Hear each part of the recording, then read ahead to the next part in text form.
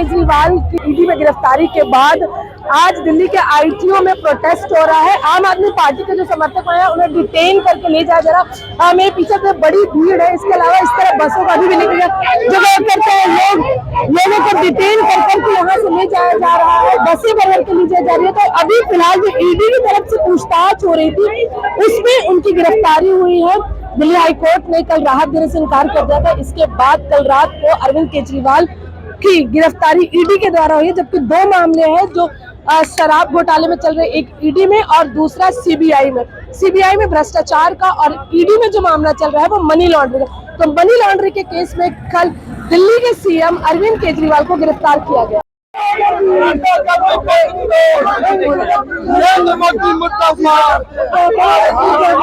हम महीविहार दिल्ली से।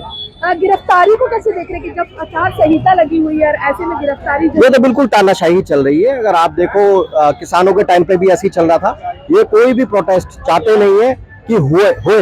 इनको बस ये एक ही काम है कि भाई जो मोदी का आदेश है उसको फुलफिल करना है, उसके अलावा इनका कुछ नहीं है। इलेक्शन होने वाले हैं भाई, 19 तारीख को ही पहला इलेक्शन है। हाँ, तो ये इनका अंदेशा बिल्कुल क्लियर हो रहा है कि इस बार जो इलेक्शन होंगे उसमें नेता चुनाव के अंदर होंगे और जो जनता होगी चुनाव वो लड़ेगी। इलेक्ट्रल बोर्ड का असर दिखेगा क्या? इलेक्ट्रल बॉन्ड का असर बिल्कुल दिखेगा। मोदी जी को पता चल गया है कि हम हार रहे हैं, इसलिए सीबीआई ईडी अपने तोते को निकाला है उन्होंने।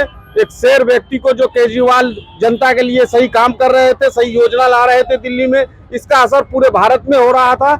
इसके वजह से मोदी सरकार डर के और केजरीवाल को अरेस्ट किया है। लेकिन जितने भी दिल्ली के नागरिक हैं और भारत के नागरिक हैं, अच्छा काम करने वाले नेता का हमेशा सपोर्ट करेंगे। मोदी जी 24 में हार रहे हैं और वो हारेंगे, इसलिए इलेक्ट्रल बॉन्ड जो है इसमें पूरा भ्रष्टाचार है और इस भ्रष्टाचार से मुद्दा नजर हटाने के लिए पब्लिक का, और ये जो बीजेपी के प्रवक्ता भी टीवी में बैठ के लंबी लंबी हाँक रहे हैं, ये सारा जो एजेंडा चला रहे हैं, ये मोदी जी हार रहे हैं, इसके लिए ये केजरीवाल को अरेस्ट किया है। 40 भी नहीं पार करेंगे मोदी जी, इनको मालूम है ये 400 का प्रोपेगेंडा है इनका, इसलिए विपक्ष के नेताओं को अरेस्ट करके चाह रहे हैं, पूरा क्लीन स्वीप करना चाह रहे हैं। न कोई प्रचार करने वाला रहेगा न कुछ, लेकिन जनता इसका जवाब देगी। कल कांग्रेस का अकाउंट फ्रीज वो इसलिए किया है कि उनके पास पैसा नहीं रहे, वो इलेक्शन नहीं लड़ पाए, और हमारे पास इलेक्ट्रॉनिक बॉन्ड का है, वो प्रधानमंत्री फंड का पैसा है, उसको सारा लगाएंगे।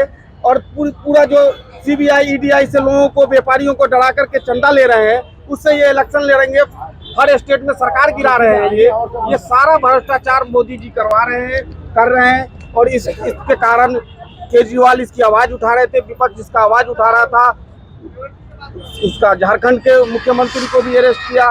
पीएलए एक ऐसा कानून है कि उसमें आपको अरेस्ट करने के बाद आप उसका ट्रायल चलेगा, जब तक ट्रायल चलेगा आप उसको अरेस्ट कर सकते हैं। इसका दुरुपयोग मोदी जी कर रहे हैं।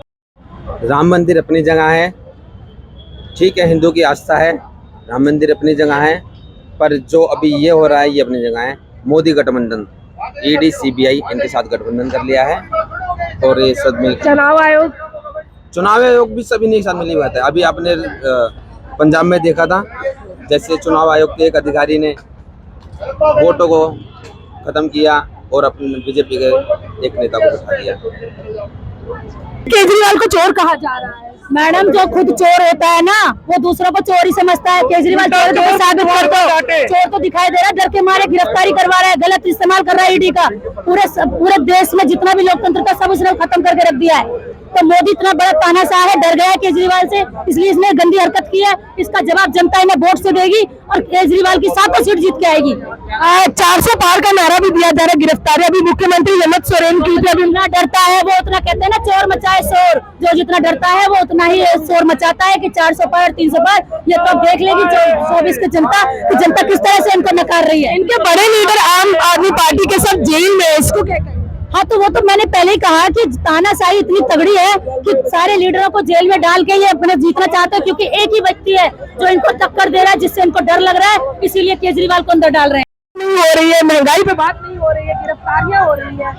न तो बेरोजगारी पे बात होगी न महंगाई पे बात होगी। बात सिर्फ होगी कि विपक्ष के जो भी सीनियर लीडर हैं जो इनको हरा सकते हैं, ये हार का हताशा का नतीजा है, इससे ज्यादा कुछ नहीं है।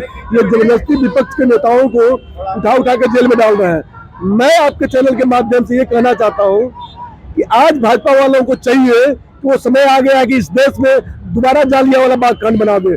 सारे विपक्ष के नेताओं को एक जगह मीटिंग के लिए बुला करके इनको चाहिए कि सारे विपक्ष के नेताओं को गोली मरवा दे, न रहेगी बस, न बजेगी बांसुरी, बात खत्म हो जाएगी।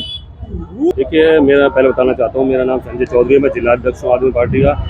देखिए, लोकतंत्र की हत्या सरेआम हो रही है, बार बार भाजपा सरकार कर रही है। संविधान खतरे में है क्या? संविधान खतरे में है, लोकतंत्र की हत्या हो रही है, लोगों को जबरदस्ती जेल में डाला जा रहा है, कोई सबूत नहीं है किसी भी भ्रष्टाचार का, और जो भी भ्रष्टाचार में शामिल नहीं है उन सबको जेल में डाला जा रहा है। और जो भाजपा ज्वाइन करने, वहाँ प्रेशर डाला जाता है ईडी के द्वारा कि भाजपा ज्वाइन कर लीजिए। अब उदाहरण लीजिए कि महाराष्ट्र के जो अभी डिप्टी सीएम बने हुए हैं, पहले वो भाजपा के नेता उनके लिए कहते थे कि चक्की पीसिंग, आज वो भाजपा में आ गए तो उनको उप मुख्यमंत्री बना रखा है। आपके हिसाब से इन संस्थाओं का यूज पार्टी तोड़ने के लिए किया जा रहा है? पार्टी तोड़ने, बिल्कुल आपका ये सवाल बिल्कुल सवाल सही है, पार्टी तोड़ने के लिए करा था, लेकिन ये आम आदमी पार्टी ऐसी पार्टी है जो लोगों के काम करती है, लोगों के लिए बनी है, लोगों के भलाई के लिए काम करती है। अरविंद केजरीवाल ने न टूटने वाली न ही डरने वाली। हमारा पूरी लोकतंत्र और संविधान पूरा भाजपा ने पूरा खतरे में डाल दिया, संविधान को तार तार कर दिया गया। ये बताइए कि इस तरह से अगर कर रही है तो कितना बीजेपी घातक है लोकतंत्र के लिए? देखिए, बीजेपी से बड़ी कोई ऐसी पार्टी नहीं है जो लोकतंत्र के लिए घातक है।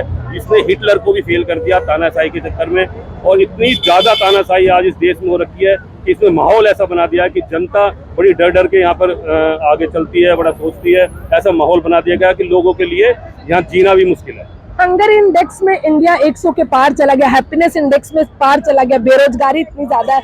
इलेक्शन होने वाले के इस टाइम में ऐसी गिरफ्तारी कब कैसे होती है?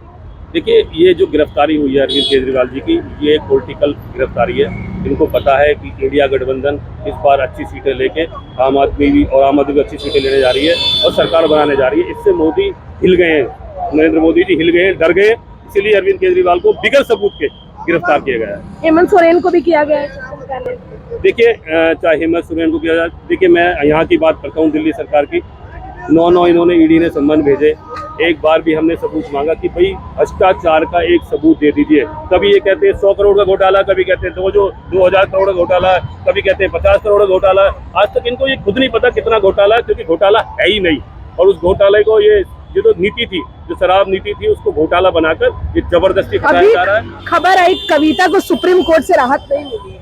देखिए, ये न्यायालय का विषय है, ये विषय का न्यायालय के उसमें विचाराधीन है, वो न्यायालय अपना डिसीजन लेगा। आप आगे आम आदमी पार्टी का क्या डिसीजन, आगे वो क्या करने वाली है इस गिरफ्तारी? देखिए, जैसे अभी आपको बताया, सुप्रीम कोर्ट में अभी एप्लीकेशन लग रही है, 2:30-3:30 बजे करीब सुनवाई अरविंद केजरीवाल जी, और हम ये आशा करते हैं कि सुप्रीम कोर्ट में हमारे सीएम माननीय अरविंद केजरीवाल जी को राहत मिले।